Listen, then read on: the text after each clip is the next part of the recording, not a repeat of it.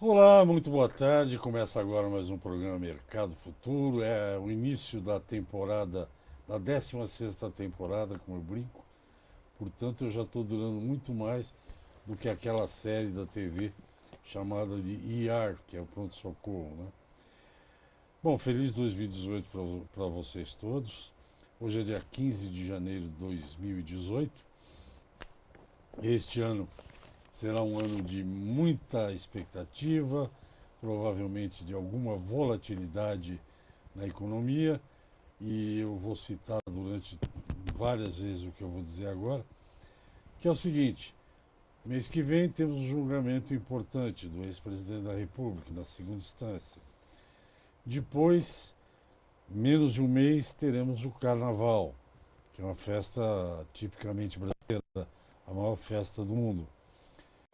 Depois, em março, abril, vai ter que se definir quem será candidato por que partido, né? Começa a agitação política. Em junho, teremos a Copa do Mundo de Futebol na Rússia. E depois de julho a agosto, campanha política, evidentemente, não sei quando vai começar, mas e 2 turnos de eleição.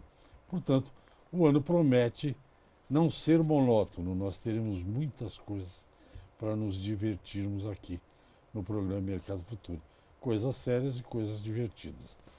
Além do programa que você está assistindo aqui, esse programa pode ser visto pelo Facebook também, na página do SBA. E na próxima semana, a minha simpática e inteligente entrevistada de hoje estará no canal do programa no YouTube. Vocês também podem ver a hora que quiser, o dia que quiser, quantas vezes quiser. Bom, primeira novela do ano continua. É uma novela que já vem do ano passado. Não é mexicana, mas é longa. Chama-se Fundo Rural, Refis do Fundo Rural. E essa projeto de lei do Fundo Rural, medida provisória, tem tanta coisa do Fundo Rural. Para tentar explicar, deixar a gente mais espertinho nesse começo de temporada aqui do Mercado Futuro, está comigo a advogada Valdirene Franhani, que faz parte do escritório Braga e Moreno. E a Valdirene vai fazer um pequeno resumo, porque aconteceram algumas coisas agora, aí, há poucos dias, ou hoje mesmo saiu alguma coisa. Valdirene, muito boa tarde. Prazer em recebê-la mais uma vez. Eu vi que você está brilhando na mídia, em todas as mídias. E só para você não esquecer, meu nome é Resch. Então me chame de Antônio, que também o primeiro nome é Antônio. É que eu falava Resch. O que rolou aí no Fundo Rural? Conte, faça um pequeno resumo para nós. Obrigada, Resch. Isso. Mais uma vez aqui tratando desse assunto, né? Um assunto que tomou grande parte do ano passado, 2017. Inclusive eu estive aqui 2 vezes tratando desse assunto. E no final do ano passado teve aí algumas questões. E semana passada o nosso presidente Michel Temer, enfim, sancionou a lei com o refis do Fundo Rural, uma nova legislação para o Fundo Rural, e hoje, exatamente hoje, publicou uma portaria da Procuradoria da Fazenda Nacional regulamentando esse refis. Vamos fazer uma retrospectiva de 2017, né? Que também continua já em 2018 esses efeitos. O que aconteceu ano passado? E, na verdade, foi exatamente o ano passado que deu início a toda essa celeuma. O Supremo Tribunal Federal, em março, voltou atrás de uma jurisprudência que já estava, de certa forma, pacificada quanto à exigibilidade, à constitucionalidade do Fundo Rural nas aquisições de pessoa física. Né? Lá em 2010, 2011, começou com o famoso julgamento do Mata-Boi. O Supremo entendeu que era inconstitucional a cobrança. Em março, ele entendeu que era inconstitucional. A partir daí, começou aí uma corrida daqueles que queriam que o Supremo revisse o posicionamento versus como pagar esse passivo do Fundo Rural. O que a mídia, o que o próprio governo sinalizou que estão em jogo 10 bilhões de reais, que é esse passivo do Fundo Rural. Enquanto os contribuintes tinham aquela jurisprudência favorável e até essa mudança de jurisprudência Resch no início do ano passado, muita gente deixou de pagar. E é isso que a gente chama aqui de passivo, passivo tributário. Valores que estão aí em aberto, seja porque tinham liminares para não pagar, estão depositados, ou contribuintes que simplesmente deixaram de pagar porque acharam que não tinha que pagar, porque o Supremo falava que é inconstitucional. A partir do momento que o Supremo volta atrás e diz que é constitucional, aí tem umas questões mais específicas do ponto de vista jurídico, mas a partir do momento que ele dá essa mudança de tom, surge aí esse bendito passivo. O que aconteceu no ano passado? Foi ensaiada uma MP, 796, não, 793, se não me engano, do ano passado. Que é uma medida provisória. Que era uma medida provisória, só que ela caducou em novembro.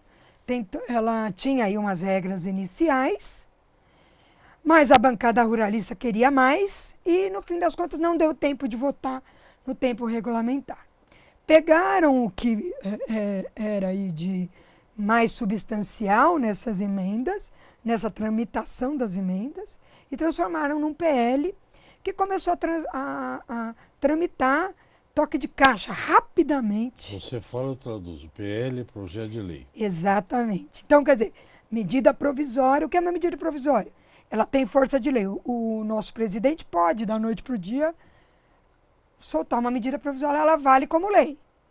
Só que ela tem que passar ela tem um prazo certo para passar pela Câmara dos Deputados, pelo Senado e pelo próprio presidente para se transformar em lei. Essa primeira MP caducou, não conseguiu chegar nesse tempo. Isso que aconteceu em novembro. Na sequência, em dezembro, já entraram com PL, com projeto de lei, aproveitando muito desse texto, como o Resch colocou. E aí, em tempo recorde, nesse mês de dezembro e nesse início de ano, passou pela Câmara dos Deputados, pelo Senado, e o nosso presidente Temer, até a mídia noticiou aí, a bancada ruralista fazendo uma pressão em cima disso, publicou, ele sancionou no dia 10 e publicou no dia 11 da semana passada. O que fala essa lei?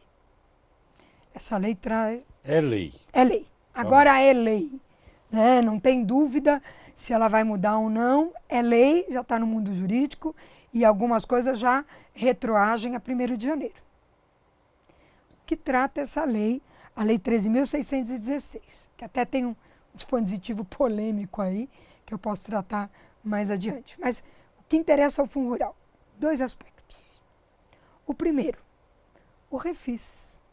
Aquele passivo de chamado 10 bilhões, né? Que aí alguém fez essa conta para chegar no 10 bilhões. Quem deve o Fundo Rural, qual é o Fundo Rural? São daquelas aquisições, aquele Fundo Rural, a grande maioria que se sentiu prejudicada, né? Que é o grande foco desse refis, é aquela que foi atingida pelo julgamento supremo, justamente aquela que foi adquirida pelo julgamento supremo. Fundo Rural devido nas aquisições da produção rural. Ok. Você já explica aqui, Com temos certeza. que pedir um intervalo, é na hora do intervalo. Gente, converso com a doutora Valdirene Franhani, do Braga e Moreno Advogados. Ela está explicando que está muito interessante essa história do Fundo Rural. Mas nós vamos a um intervalo rapidíssimo e voltamos. Como diz um dos meus heróis, que é o apresentador, jornalista Alexandre Machado, o intervalo aqui é rapidinho, é zastras. Até já. Ok, estou de volta ao programa Mercado Futuro. Hoje é dia 15 de janeiro. O dia começou bonito, agora está nublado aqui em São Paulo, 15 de janeiro de 2018. O assunto do programa é a nova lei feita pelo governo federal, que é sobre o Fundo Rural. E eu converso com a advogada a doutora Valdirene Franhani, do Braga e Moreno Advogados. Antes do intervalo, ela dizia que esse projeto de lei que o presidente assinou passou que nem uma bala pelos Congressos Nacional, Câmara e Senado. Tem leis lá que tem mais de 40 anos que estão lá engavetadas. A mim me cheira, mas isso não é assunto nosso, nós vamos falar do Fundo. É verdade. Que isso tem a ver com aquela necessidade dos 308 votos para aprovar essa meia reforma da Previdência. É. Doutora, o que tem de Também. novidade na Lei 13.016? 3.606. Tá. Bom, De importante, né? lógico, com certeza. Como eu estava tratando, hash. Hash. Essa lei já permite, enfim, ela vai trazer caixa para o governo federal, principalmente, né? Por conta desse passivo do Fundo Rural, ela cria a possibilidade tanto dos produtores rurais, pessoas físicas, ou como os adquirentes, pessoas jurídicas, de regularizar a sua situação do Fundo Rural, sobretudo aqueles que, em tese, teriam sido prejudicados por aquele julgamento do Supremo do ano passado. O que o contribuinte tem que fazer e o que essa lei prevê? Ela prevê a possibilidade de pagar essa dívida em até 15 anos. Só que o contribuinte tem que, primeiro, pagar uma antecipação. Então, já de cara, pagar uma entrada, vamos dizer assim, né? Até 28 de fevereiro, o contribuinte tem que adiantar para os cofres federais 2,5% do débito total, sem desconto nenhum. Eu não sei fazer conta, mas 2,5% de 10 bilhões deve ser um pouco de dinheiro. Opa, é o que o governo espera arrecadar aí. Tá Né? bom. Ou ele pensa em arrecadar. Né? O que é a dívida do Fundo Rural? Tem duas formas clássicas aí da gente dividir essa dívida. É óbvio que cada produtor rural, cada adquirente tem que falar aí com a sua contabilidade, olhar internamente. Existem aquelas dívidas que já existem. As dívidas que esse produtor rural ou esse adquirente já tem aí em andamento um auto de infração, uma execução fiscal, um processo que está em andamento. Mas, Valdirene, a minha dívida que de fato, eu tenho uma cobrança, mas ela é lá de 2006. Há mais de 10 anos atrás, eu tenho que pagar? Se o processo está andando e você está se defendendo e a dívida ainda não foi paga, é uma dívida que existe. Então, esta é uma dívida. Então, as dívidas já existentes em que o contribuinte esteja se defendendo ou na esfera administrativa ou na esfera judicial. Então, esse é o primeiro bloco, dívidas conhecidas, dívidas já existentes. Segundo bloco, as dívidas não conhecidas.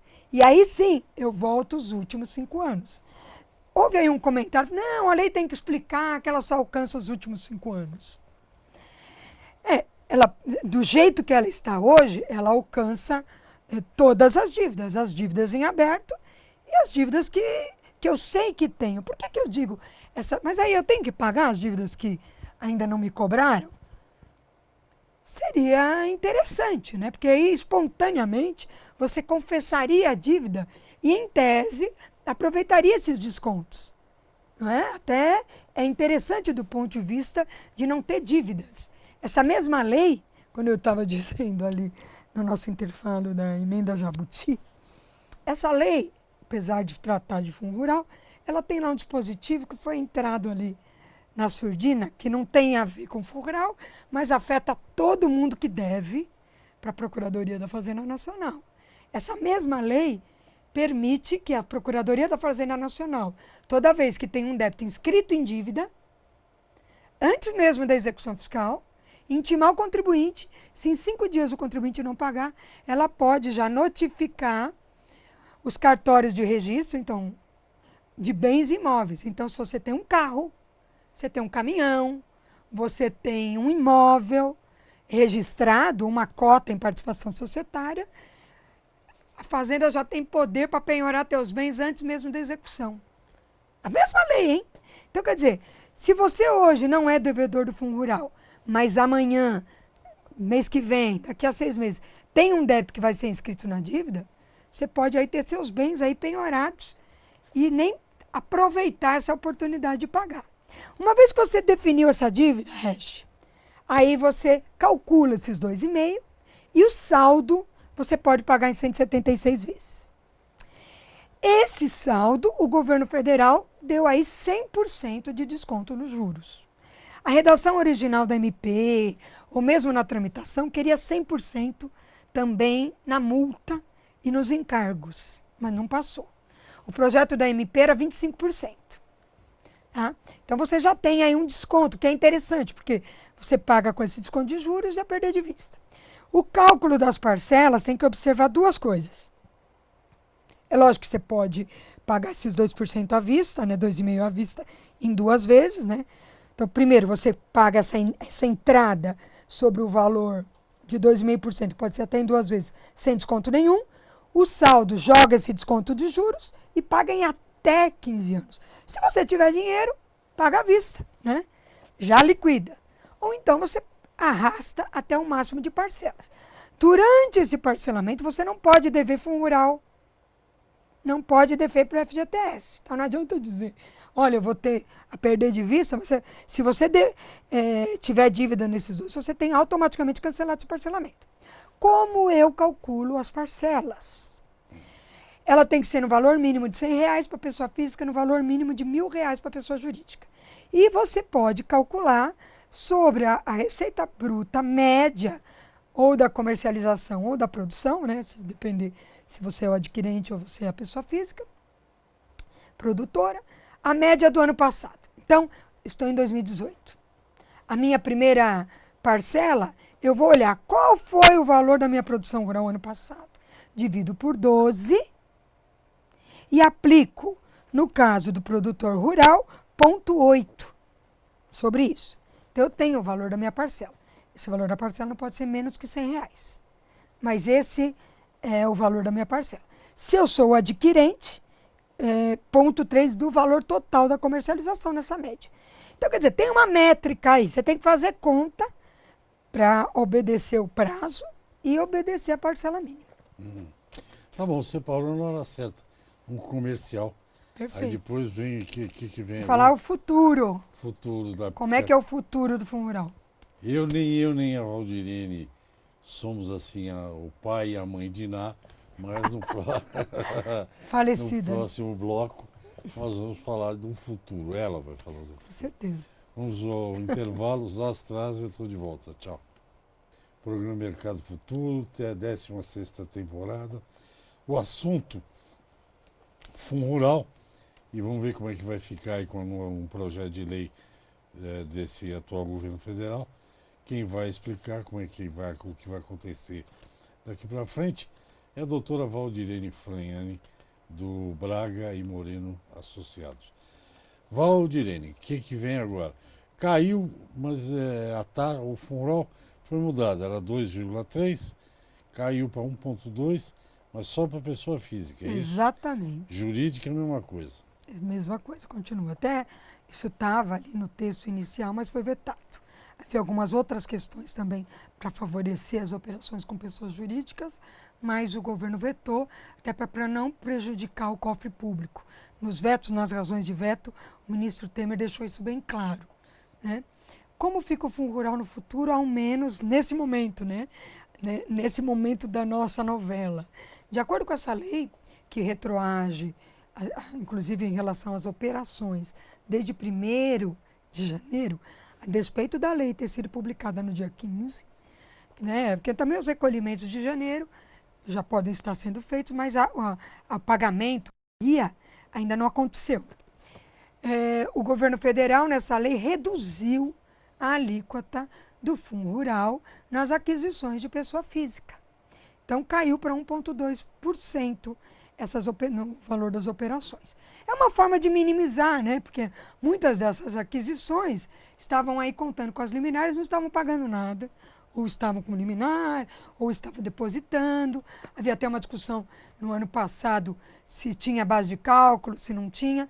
Bom, agora tem lei, tem base, tem alíquota, e a lei, e a partir de 1º de janeiro de 2018, tem que se pagar 1,2% sobre a produção.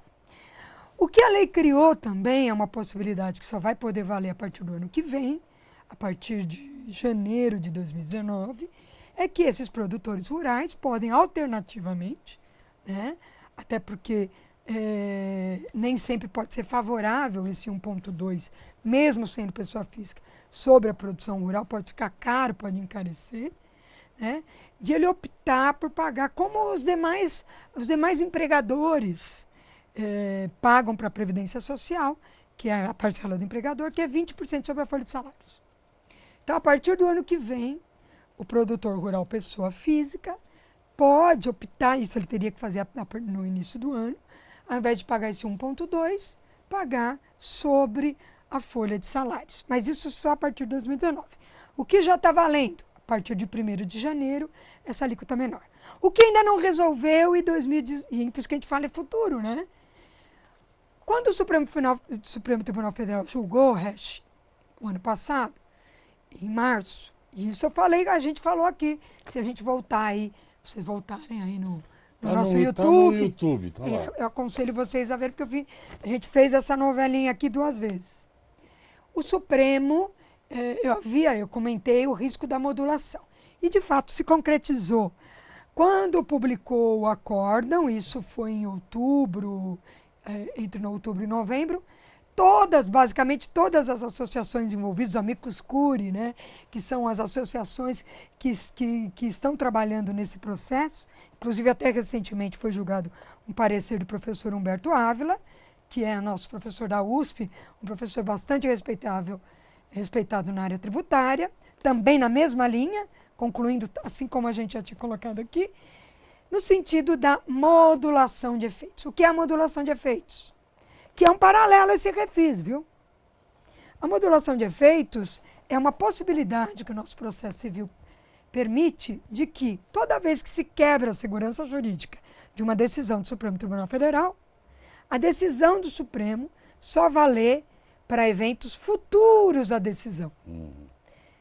Nessa linha de raciocínio, se esse pedido de modulação, feito basicamente por todas as entidades, e também reforçado recentemente por esse parecer do professor Humberto Ávila,